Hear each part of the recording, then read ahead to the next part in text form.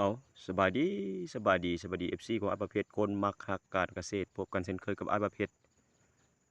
อยู่สถานที่เก่าสถานที่เดิมหลังจากตะเวนตกสู่ขอบภูอ่าไปซะแล้วมื้อนี้ก็ใช้เวลาว่างๆที่ยังเหลือมีอยู่เนาะก่อนจะมืดมาเช็กสมาชิกเก่าท่ามกลางบรรยากาศท้องฟ้าเป็นสีอึมครึมคือฝนสิตกเนาะในขอบเขตท้องถิ่นอาณาจักรสีเขียวของอัปประเพชร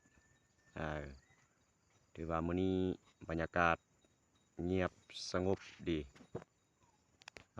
ไปนำพาพี่น้องเฮาไปเช็คเบิ่งสมาชิกนำกันสากลมื้อนี้เนาะมีเวลาถือว่ามาจะเป็นอันใดสมาชิกลงไปหรือว่าเข้าคอกแล้วหรือว่า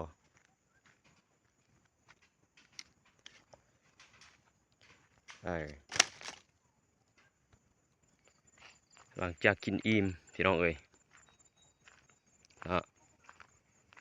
เดี๋ยวนอนละสองแองอันนี้หัวหน้าเพิ่นยังแต่อีกข่าวนึงก็สิอิ่มคือกันเนาะหัวหน้าทีมไปเบิ่งสมาชิกเป็นคืนอะไรเริ่มละนอนละเข้าประจำคอกประจำทีแต่ละจุดแต่ละชนิดเนาะเบิ่งนำกัน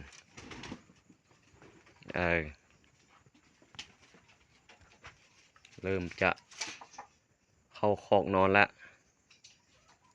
เนาะอันนี้เป็นสมาชิกถือว่าแข็งแรงดีอยู่ไอ้น้อยๆนี่ก็โอเคคือกัน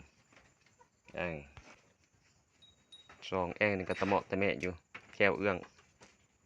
ก็ถือว่าแข็งแรงดีนอกจากนั้น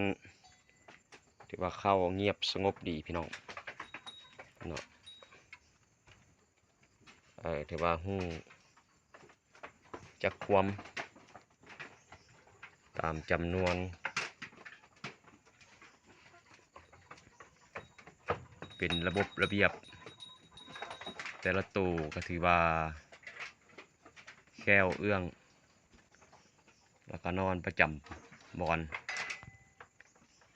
บางตู้ก็เลียก้อนเกลือเป็นสิ่งที่จำเป็นและสำคัญเพื่อบ่ให้สัตว์ดังกล่าวขาดธาตุอาหารโดยเฉพาะกันเป็นแม่ถือพาเด้อพี่น้องเด้ออย่าสุไปปะเข็นปะแล้วเป็นยักขาลอยเป็นขาอ่อนแหงเนาะปะไว้ประมาณเดือน2 เดือนบ่ให้กินละอันตรายฉะนั้นแล้วมาตรฐานแม่ถือพาก็ควรน่าจะเอาให้กินเป็นการดีที่สุดเนาะ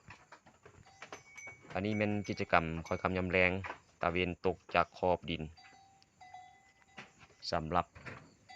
ผู้ที่เลี้ยงแบะอาจจะเป็นประมาณนี้พี่น้องเอ้ยเนาะกวดเช็คเบิ่งแต่ละตัว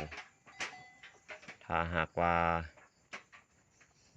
ศพมันเหน่งหรือว่าแควเอื้องก็ถือว่านี่แบบนี้แหละแควเอื้องเนาะเพราะว่าเอาหญ้าที่กินแล้วจากมือสวยออกมาย่ำเพราะว่าสัตว์ประเภทนี้เป็นสัตว์ซี่กระเพาะพี่น้องเนาะเอาออกมาแล้วก็ย่ำเอาลงไปในกระเพาะเราออกมาสามารถย่ำแควเอื้องได้เนาะบรรยากาศถือว่าสงบมื้อนี้สงบจะมีหินมียุงกะสำคัญดังไฟให้แล้วก็ถือว่าโอเคนอนสงบนิ่งดีเนาะเป็นสัตว์ที่ประเสริฐเป็นสัตว์ที่เศรษฐกิจเป็นสัตว์ที่รู้จักความไปซอกกินแล้วก็มาตื่นเช้ามาก็ไปผลกำไรคือ